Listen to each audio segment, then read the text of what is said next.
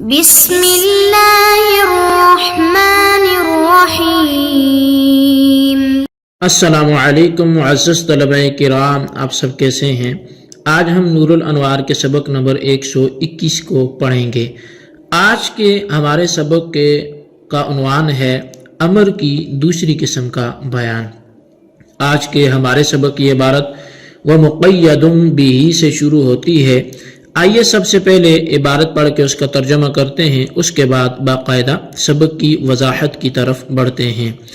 مصنف الرحمہ لکھتے ہیں وَمُقَيَّدٌ بِهِ أي ثانی امر مقید بالوقت وهو 4 انواع، اور اس کے ساتھ مقید ہے، یعنی دوسرا وہ امر ہے جو وقت کے ساتھ مقید ہے اور اس کی 4 قسمیں ہیں۔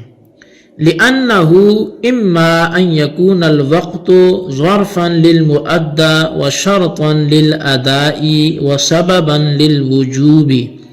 فهو النوع الأول۔ اس لیے کہ کہتے ہیں اس کی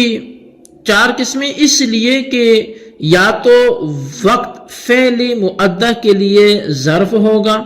اور ادا کے لیے شرط ہوگا اور وجوب کے لیے سبب ہوگا، بس یہ پہلی قسم ہے، یہ والی پہلی قسم ہے۔ فهو النوع الاول، یہ پہلی قسم ہے۔ والمراد بالظرف ان لا يكون معیارا له بل يفضل عنه، اور ظرف سے مراد یہ ہے کہ وہ مؤدہ کے لیے معیار نہ ہو بلکہ مؤدہ سے فاضل رہ جاتا ہو۔ والمراد بالشرط الا يصح المعمور به قبل وجوده ويفوت بفوته، اور شرط سے مراد یہ ہے کہ معمور به وقت کے وجود سے پہلے درست نہ ہو اور وقت کے فوت ہونے سے فوت ہو جاتا ہو۔ والمراد بالسبب ان لهذا الوقت تاثیرا فی وجوب المامور به وان كان المؤثر الحقیقی فی كل شیء هو اللہ تعالی ولكن يضاف الوجوب في الظاہر الى الوقت لان في كل لمحة وصول نعمة من اللہ الى جانب عبد وهو يقتضي الشکر فی کل ساعت، اور سبب سے مراد یہ ہے کہ اس وقت کو معمور بھی کے واجب ہونے کے لیے واجب ہونے میں دخل ہے۔ اگرچہ مؤثر حقیقی ہر چیز میں اللہ تعالیٰ ہے، لیکن ظاہری طور پر وجوب وقت کی طرف منسوب کیا جاتا ہے کیونکہ ہر لمحہ اللہ تعالیٰ کی طرف سے بندے کی جانب نعمت پہنچتی رہتی ہے اور وہ ہر ساعت شکر الہی کا تقاضا کرتا ہے۔ وَإِنَّمَا خُصَّ هَذِهِ الْأَوْقَاتُ الْمُعَيَّنَةُ بِالْعِبَادَاتِ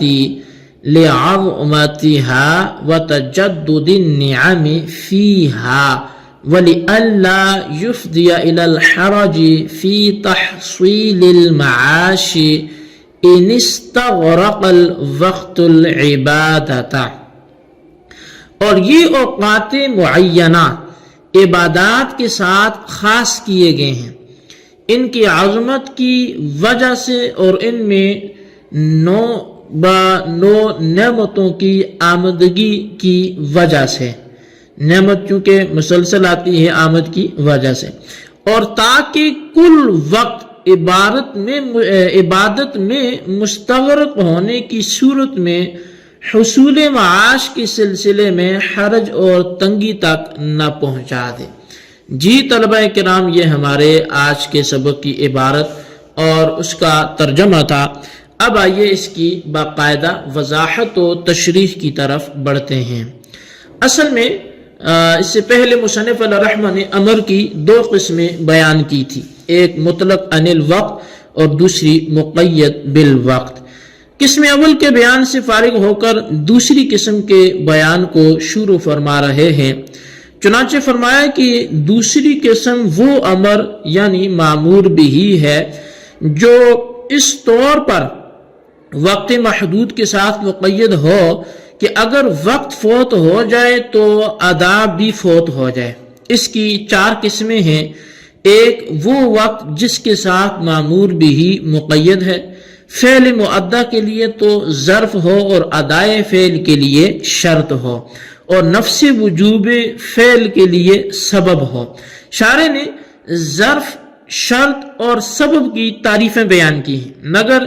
پہلے یہ سمجھ لیجئے کہ معیار وہ ہے جس میں فعل معمور بھی جو ہے، جو فعل معمور بھی ہے وہ واقع ہو کر اس کا استیعاب کر لے۔ معیار کا کوئی حصہ فعل معمور بھی سے خالی نہ رہے، بلکہ معیار کے بڑھنے سے فعل معمور بھی بڑھ جائے اور معیار کے چھوٹا ہونے سے فعل معمور بھی کم ہو جائے۔ اب اس کے بعد ملاحظہ ہو کہ ظرف سے مراد کیا ہے۔ تو ظرف سے مراد یہ ہے کہ وقت فعل مؤدہ کے لیے معیار نہ ہو، بلکہ فعل مؤدہ کو ادا کرنے کے بعد بھی وقت بچا رہے۔ مطلب یہ ہے کہ اس میں فعل مؤدہ کے علاوہ کو ادا کرنے کی بھی گنجائش ہو، اور شرط سے مراد یہ ہے کہ مامور بھی وقت کے وجود سے پہلے درست نہ ہو اور وقت کے فوت ہونے سے فوت ہو جائے، اور سبب سے مراد یہ ہے کہ وقت مامور بھی کے نفسی وجود میں مؤثر ہو۔ یہ واضح رہے کہ ہر چیز میں مؤثر حقیقی تو اللہ تعالیٰ ہی کی ذات ہے، لیکن ظاہری طور پر نفسی وجوب وقت کی طرف بھی منسوب ہوتا ہے، اور نفسی وجوب عبادت وقت کی طرف اس لیے منسوب ہوتا ہے کہ یعنی جو عبادت کے وجوب کی وجہ ہے، یعنی نفسی وجوب عبادت، یہ وقت کی طرف اس لیے منسوب ہوتا ہے کہ اللہ تعالیٰ کی نعمت ہر آن بندے کی طرف وہ پہنچتی رہتی ہے، اور ہر آن بندے کی جانب اللہ کی نعمتوں کا پہنچنا اس بات کا تقاضا کرتا ہے کہ بصورت عبادت ہر آن اللہ تعالیٰ کا شکر ادا کیا جائے، مگر اوقات خمسہ کو عبادات کے ساتھ ان کی عظمت کی وجہ سے خاص کیا گیا، اور اس لیے خاص کیا گیا ہے کہ ان اوقات میں اللہ تعالی کی نئی نئی نعمتوں کی آمد ہوتی ہے۔ چنانچہ فجر کے وقت سو کر بیدار ہونا ایسا ہی ہے جیسے کہ موت کے بعد زندہ ہونا، اور چونکہ زندگی اللہ تعالیٰ کی ایک ایسی نعمت ہے جس پر شکر کرنا ضروری ہے، لہذا اس نعمت پر شکر ادا کرنے کے لیے فجر کی نماز فرض کی گئی۔ پھر فجر کی نماز کے بعد انسان معاش حاصل کرنے میں، روزگار کے سلسلے میں، کسب حلال کے سلسلے میں،